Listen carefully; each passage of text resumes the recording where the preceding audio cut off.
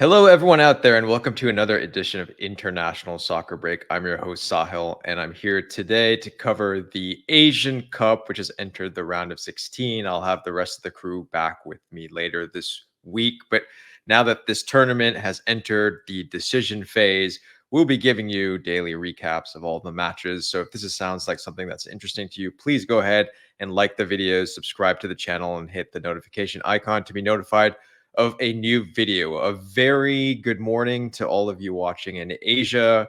We'll start off with the first match of the night, which was Indonesia and the Aussies. Now, speaking first from the Indonesian perspective, I thought it was actually a very strong start by Indonesia. Of course, this is something that the whole nation should be proud of in terms of how they performed. Marcelino Ferdinand, obviously a huge star, I would say, or star in the making. He's shown his quality. I thought the start of the match was very good for Indonesia. And it's unfortunate that that first goal went in because it was a little bit of a deflection off a Jackson Irvine shot. And that changed the trajectory of the match. I think Australia obviously is a resilient team. We'll get to them in a second. But I thought Indonesia was lively. I thought they showed a lot of focus at the beginning of the match, and they should have had a goal, frankly, at the very beginning of the match. And then I think that goal took a lot of the wind out of their sails. So I think as a whole, Indonesia should be very proud of what they accomplished this tournament. I think there's only room to grow from here and only room to improve. So I think Indonesian football fans out there, you should all be very proud. Let's talk a little bit about now the match and the trajectory of the match. I thought the Martin Boyle goal just before halftime, that killed off the match to a certain degree. And then obviously the last two goals came at the very end. So even though the scoreline was 4-0, I think, yes, Australia was the better team, but this was a little bit of an inflated scoreline. I would say, 2 or 3 probably would have been a more appropriate scoreline. I do want to talk about one incident. And when I have the rest of the crew back, I'll get their thoughts as well, because they disagreed with me on the video I talked about with India. But this concept of retaliation, because there was a moment in the 65th minute where basically Gethin Jones retaliated by kicking out after he was fouled by an Indonesian player. And in my mind, that should have been a red card. The ref gave a yellow, and this seems to be the same thing that happened in a milder retaliation incident in the India against Syria match.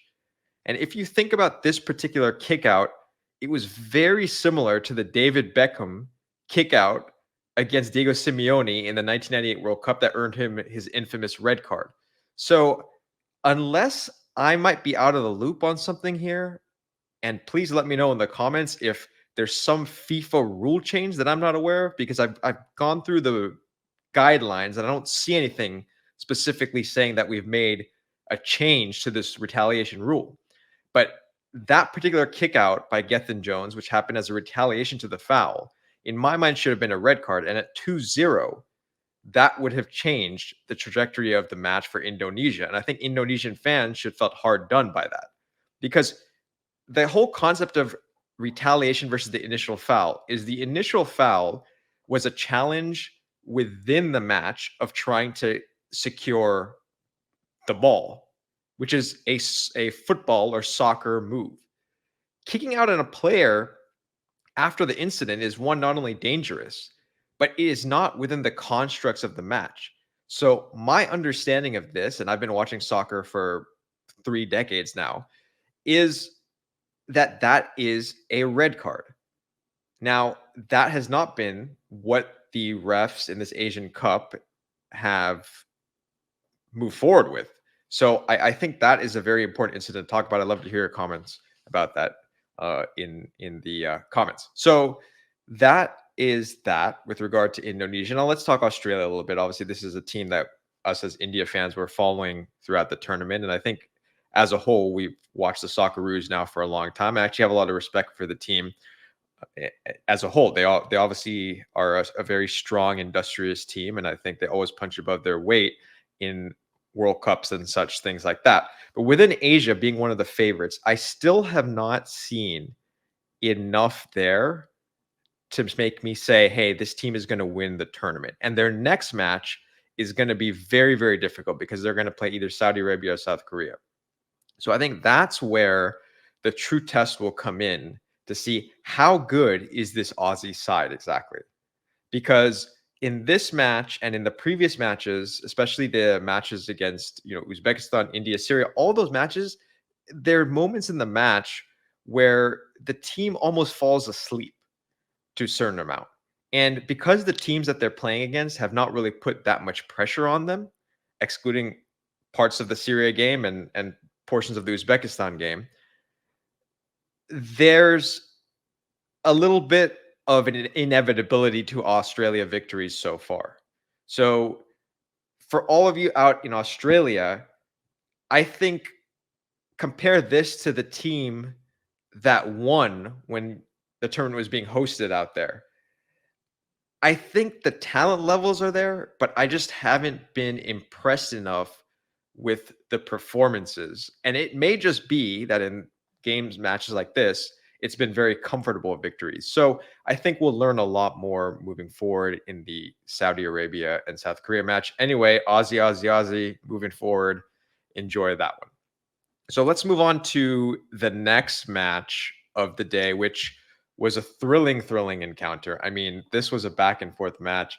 And Tajikistan, for all my Tajiks out there, celebrate, because this was an amazing match, an amazing victory as debutants to be able to beat a team like the UAE in a crowd that was very, very pro UAE. And so I think the way this match went was very interesting.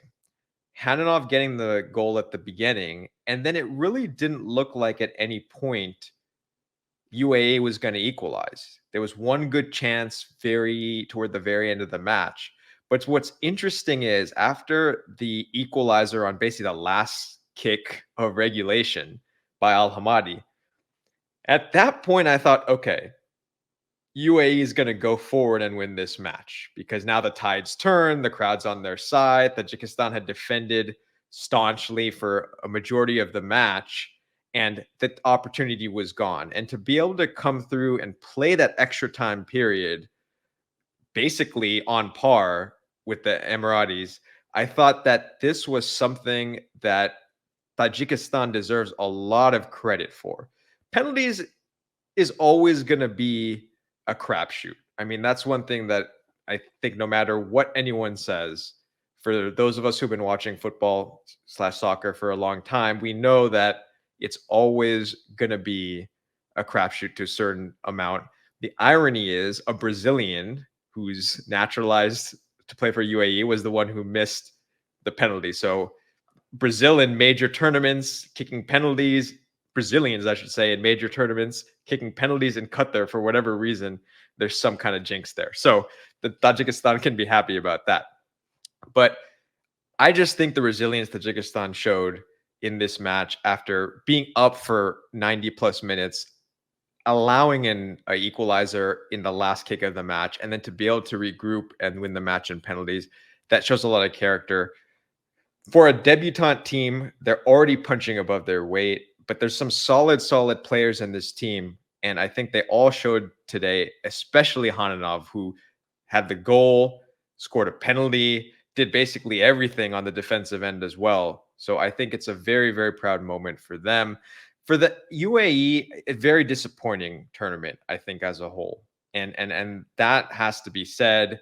This team in the region now has to learn, I think, how to basically take it to the levels they were at before. They're a pretty dominant team in the region, and now there's, Qatar's become a more dominant force. So some of the other teams are becoming major players in the region, and obviously they have Paulo Bento, who has coached in Asia before. He was a South Korea coach a while back, but it's not a good start, I don't think, for his particular trajectory. And so a lot to work on for the UAE. But this night and yesterday was all about Tajikistan. So out there in Tajikistan, I think, have a party, enjoy yourself, and get ready for the next round, because this is just the start of it. So you never know where where the team is going to go from here and how far you could potentially go riding this wave. You need a little bit of luck.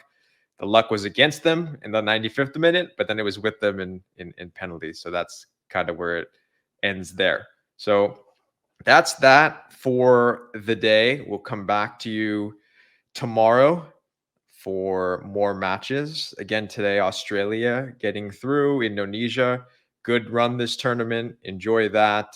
UAE, needs some things to work on, but regardless, had some moments for the fans to celebrate. And of course, Tajikistan getting through. So keep watching the beautiful game. Keep watching the Asian Cup, and we will see you next time. Enjoy.